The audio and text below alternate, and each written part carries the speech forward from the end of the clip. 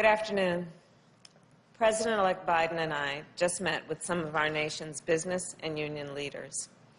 Together, they represent millions of workers across our country and some of America's leading technology, auto, and retail companies. We had an important conversation about the impact that this pandemic has had on workers, especially essential workers, frontline workers, who have risked their own health and the health of their families, and many whom have given their own lives to keep us safe and keep our economy running. And we all know that this pandemic and this recession have hit communities of color particularly hard. Black Americans and Latinos are 3 times as likely to contract COVID as others and more likely to die. Native Americans are more than 4 times as likely to be hospitalized as others. And last month, the unemployment rate for Black Americans was almost twice the rate of others. And we have also had a conversation about the impact this pandemic has had on our economy as a whole, from the Fortune 500 to the small businesses that so many communities rely on. Over the past few months on the campaign trail, the President-elect and I saw that impact firsthand. In state after state, we met with workers who shared their struggles and told us about their pain. Essential workers who have had to stay on the job, even as they worry about their family's well-being and their own. Small business owners who are dipping into their own savings to make payroll and keep their doors open. And many others who have had to close their doors and fear never reopening at all. Their stories have stayed with us, and the President-elect and I are focused on building our country back better for them and all Americans. And as I said the night we won this election, now is when the real work begins, the necessary work, the good work of getting this virus under control, saving lives, and beating this pandemic, and opening our economy responsibly while rebuilding it so that it works for working people. And we will do it by protecting the health and safety of our workers and creating millions of good-paying union jobs, from auto and construction jobs to domestic workers and caregiving jobs to service and hospitality jobs. The road ahead, it will not be easy, but the President-elect and I are hitting the ground running because we all know the challenges facing America today are great. The American people deserve no less, and we don't have a moment to waste.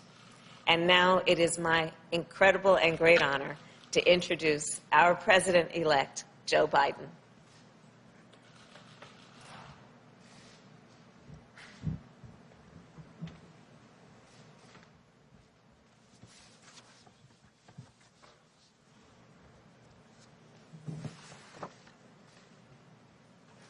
Thank you very much. Good afternoon. Vice President Harris and I, as she indicated, just met with a group of America's top business leaders and labor leaders. And I must tell you, it reinforced what I thought from the beginning. We're ready to come together. The unity was astounding. I want to go back and talk about the people who actually participated in that.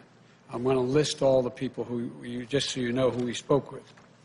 Number 1, there was Mary Barra, CEO of General Motors, Brian Cornell, CEO of Target, Mr. Nadell, CEO of Microsoft, Rory Gamble, President of the UAW, Mary Kay Henry, President of SEIU, Mark Perrone, President of the UFCW, Lee Saunders, President of AFSCME, and Sonia Singhal, President of GAP, Richard Trumka, President of the AFL-CIO.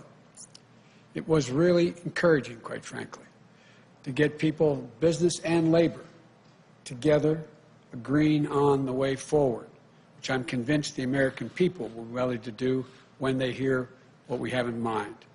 And I'm very pleased that they all came together around the same table to advance areas of common ground, and we agreed we're going to continue these conversations. They represent very different perspectives, but I'm convinced that we can all come together around the same table to advance areas of common ground, which are really, I wish you could have all heard the conversation. It was really encouraging. And that's what we were ready to discuss today. We all agreed that we want to get the economy back on track. We need our workers to be back on the job by getting the virus under control.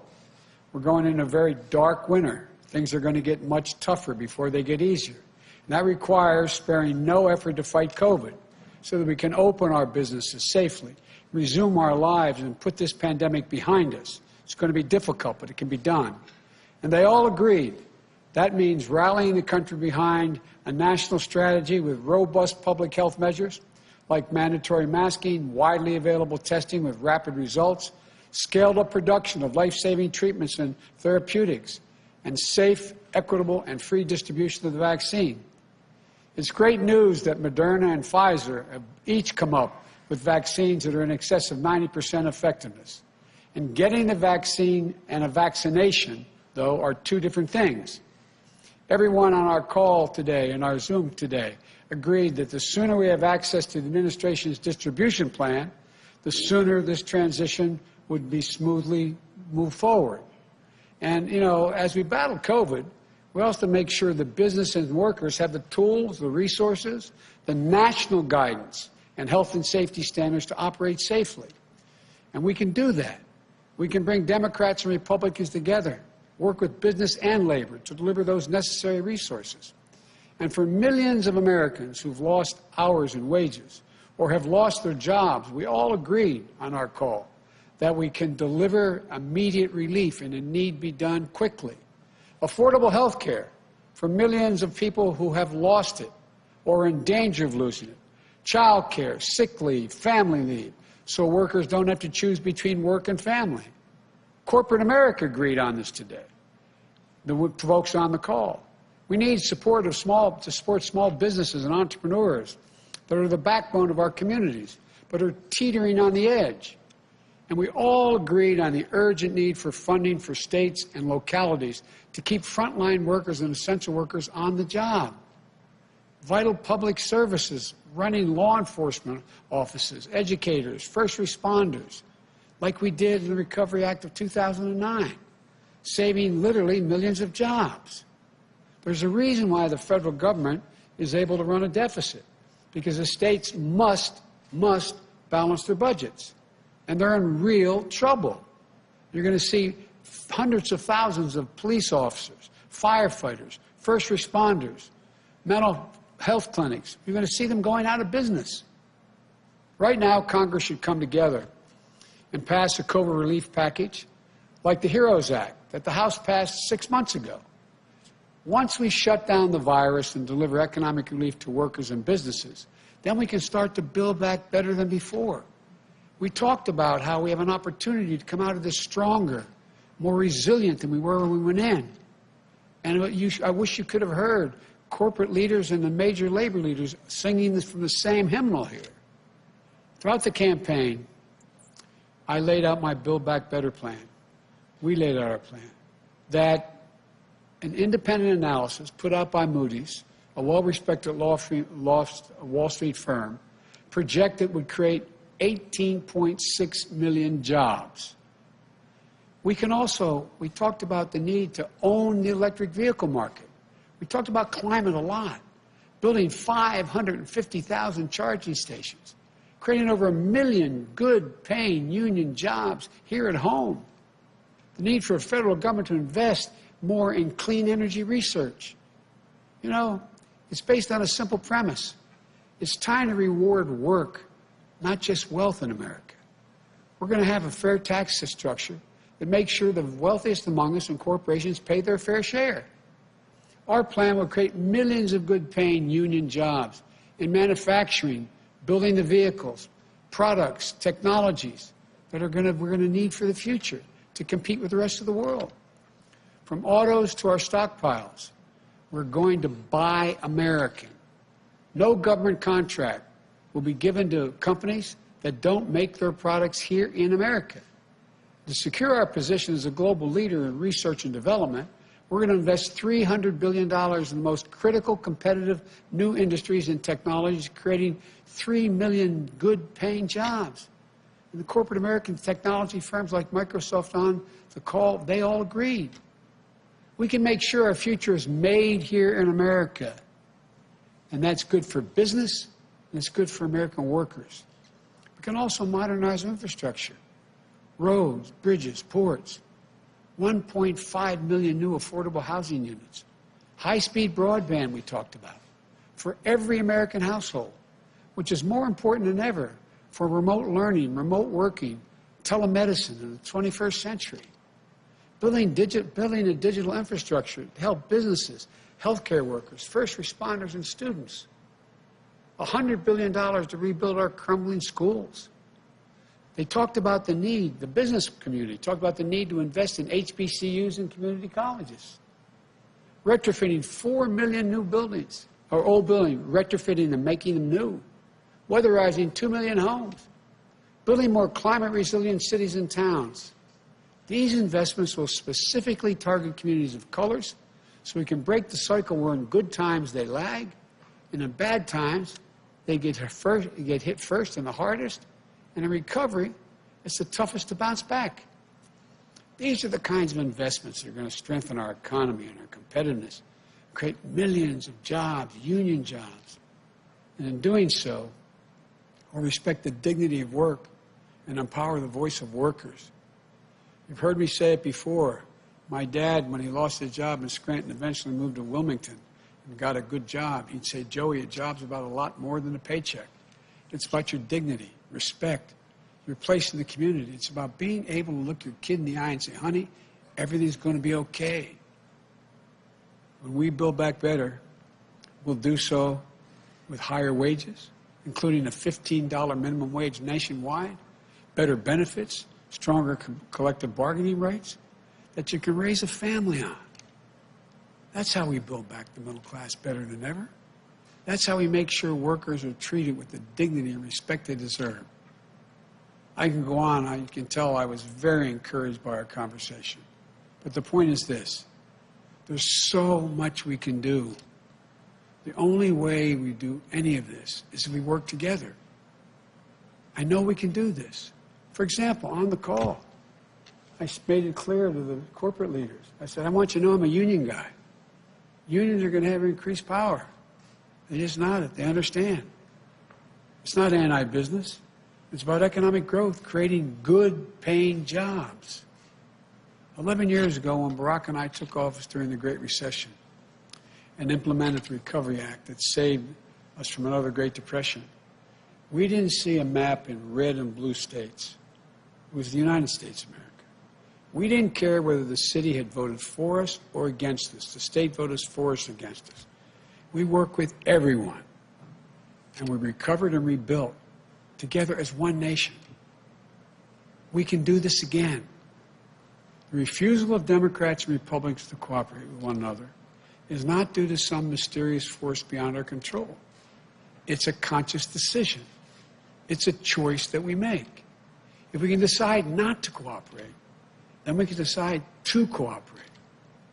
I believe this is in part the mandate from the American people, part of the mandate they gave us. They want us to cooperate. They want us to deliver results. And the choice that Kamala and I will make is that we're going to do that. That's why I'm so pleased today we were able to bring together business and labor leaders to make the choice jointly with us. We're all Americans. Now let's get to work. As I've said many times, thank you, may God bless you, and may God protect our troops. I understand now I'm going to take some questions. Megan, fire away.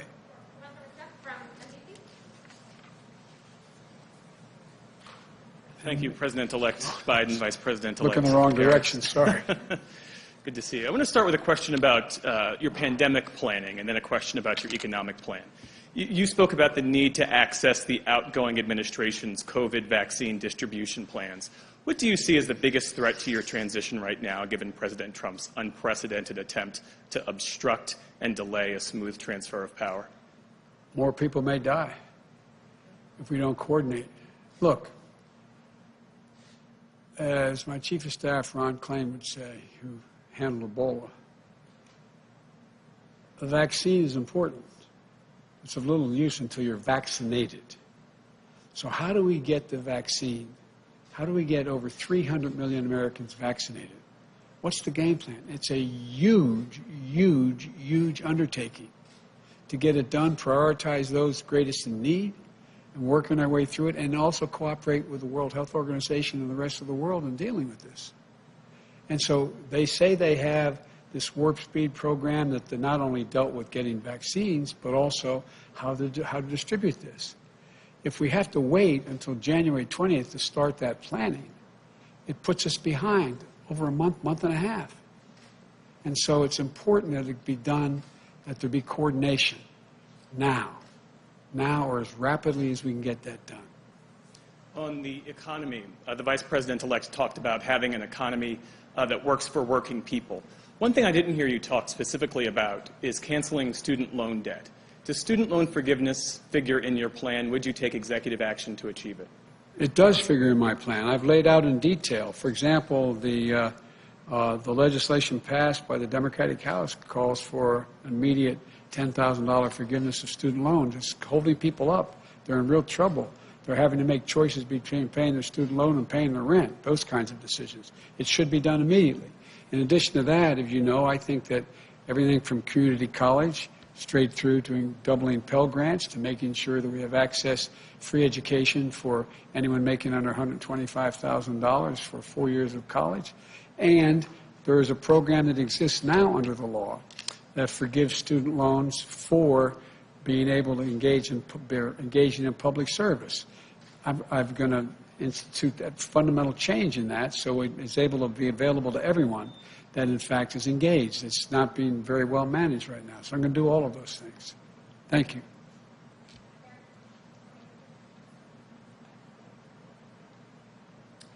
Thank you, Mr. President-elect. You just spoke of some of the dangers of the President's continued stonewalling of this transition, but it doesn't appear that the President is going to come around anytime soon and admit defeat. So what are you going to do? What options do you have to try and ensure that you are ready to go on day one? Deal with every individual organization in the country, from business to labor, Republicans and Democrats, to try to pull together a serious and consistent plan. So we're ready on day one, everything from staffing to ultimately naming cabinet members to moving along on coordinating with business and labor the COVID attack, how we're going to attack COVID. And so it would make it a lot easier if the President were to participate. You have a number of Republicans suggesting that. The good news here is my colleague is still in the Intelligence Committee, so she gets the intelligence briefings. I don't anymore. So that is, but there's a number of Republicans calling for that. I am hopeful that the President will be mildly more enlightened before we get to January 20th. And what is your message to Republicans who are backing up the President's refusal to concede? You clearly need to work with them going forward. My message is I will work with you. I understand a lot of your reluctance because of the way the President operates, but I've been in contact with and will be in contact with more of them as we move along. And if it has to wait until January 20th to get actually become operational, that's a shame, but maybe that's the only way to get it done. Thank you very much, Mayor. Thank you very much, Mr. President-elect. And I want to kind of piggyback off of that. I want to get your thoughts on the President's tweet over the weekend where he first seemed to acknowledge that you won. Then he said he won't concede. Then he said, I won. How did you interpret that? And at the end of the day, do you want him to concede? I interpret that as Trumpianism. No change in his modus operandi. I think the pressure will continue to build. Look, I'm having a lot of meetings with world leaders on the telephone. I cannot get into negotiating with them about things that are going to be done, but they're calling with some degree of enthusiasm. Everyone from the Holy Father to prime ministers across the globe. And so we're moving along knowing what the outcome will be. And as I said earlier, and I probably shouldn't repeat it, but I find this more embarrassing for the country than debilitating for my ability to get started. And then secondly, I want to follow up with you on the vaccine. If the FDA gives emergency authorization to the Pfizer or Moderna vaccine in the coming weeks, will you get vaccinated? And if you're hesitant, why should any American have confidence in the vaccine? Well, first of all, we'll see if that comes forward. And secondly, it's important that people who are in the greatest need get it. I wouldn't hesitate to get the vaccine. But I also want to set an example. But I wouldn't hesitate to get the vaccine if, in fact, Dr. Fauci and these two organizations, whether it's Moderna or Pfizer, who have been extremely responsible, conclude that it is safe and able to be done. Look, the only reason people question the vaccine now is because of Donald Trump. That's the reason why people are questioning the vaccine, because all the things he says and doesn't say, whether is it truthful, is it not truthful, the exaggerations. I think we're on a clear path now. We're on a clear path where the international community and national leaders in the scientific community have focused on these two vaccines. They appear to be ready for prime time, ready to be used. And if that continues along those roads, I would take the vaccine. Thank you.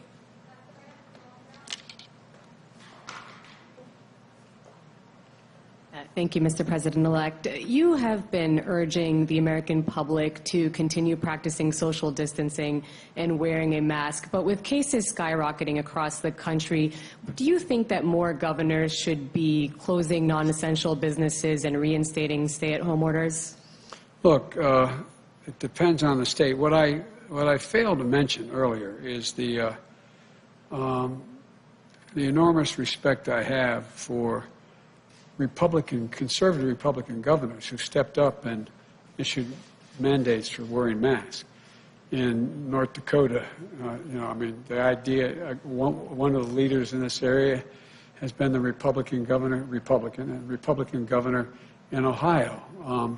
And in addition to the folks who've already been leading, like the governor of Michigan. I mean, the idea that the president's now remaining advisor on COVID is saying that they should resist. What the hell's the matter with these guys?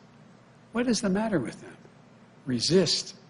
Every major individual of any consequence in the health field is saying we can save 100,000 lives just between now and January 21st by wearing these masks.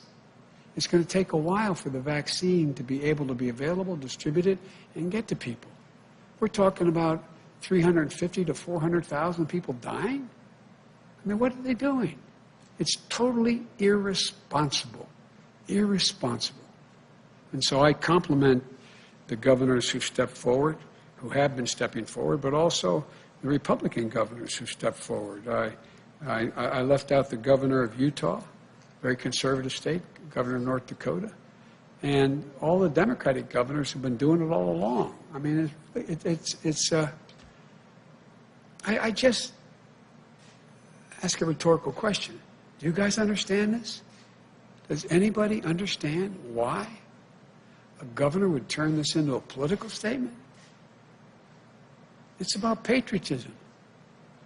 It's about being patriotic. It's about saving lives, for real. This is not hyperbole. It's about being patriotic.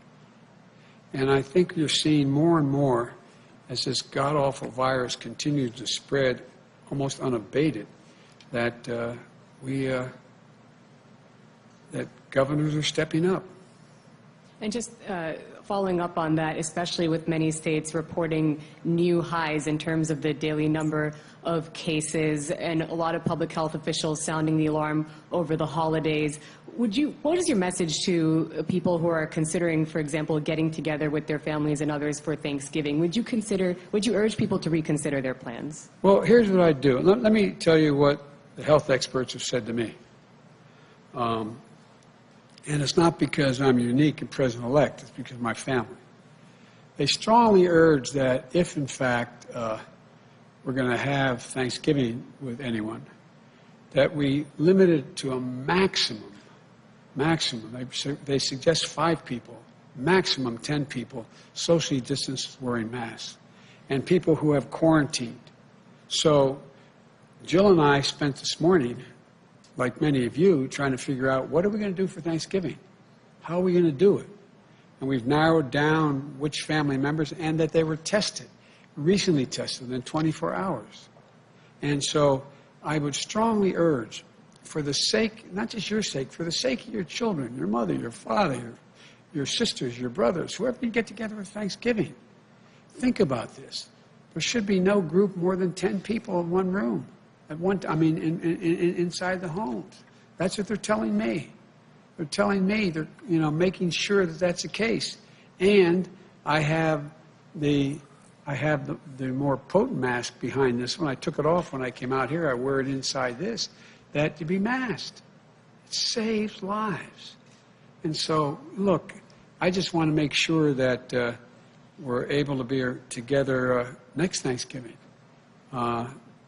Next Christmas. I mean, it is an international crisis.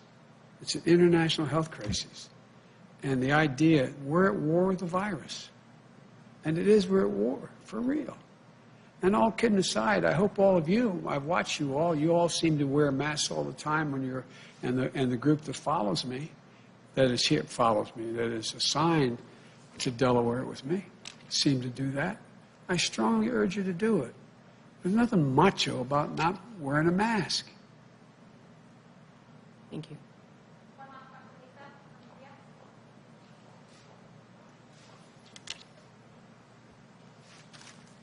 Thank you, Mr. President-elect, Madam Vice President-elect. Your plan, oh, my mask is stuck in my earring. Classic. Hold a second. Demonstrating I watched for Jill America. try to take it off. Yes. It's hard. Thank God I don't have an earring.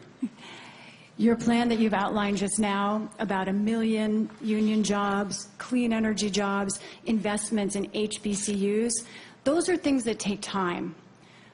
We have a problem with long-term unemployment that's growing fast right now. What would you do right away, specifically, to address jobs that may not return for months, may not return ever, including in communities of color? What I would do, I would pass the HEROES Act. It has all the money and capacity to take care of each of those things. Now, not tomorrow, now. And the idea the president is still playing golf and not doing anything about it is beyond my comprehension. You'd at least think he'd want to go off on a positive note. But what is he doing? And there's virtually no discussion. And the Republicans were told, I don't know if it's true, you may know, Senator, but there's 22 Republicans say they won't vote for anything. Well, there ought to be at least a dozen of them have the courage to stand up and save lives and jobs now. We should be doing it now, keeping those businesses open, providing the PPE, the protective equipment, as well as the PPP, the money that we allow people to get funding to keep their businesses open, everything from separation to testing to a whole range of things that allow businesses to open and stay open. That's what the plan was at the beginning. And by the way, if you notice in the very beginning, when they passed the stimulus program, the first 2 pieces, what happened? Businesses were staying open. And then when they weren't open, they were still able to make people able to get paid. But look where they are now. People are running out of unemployment insurance. What are they going to do?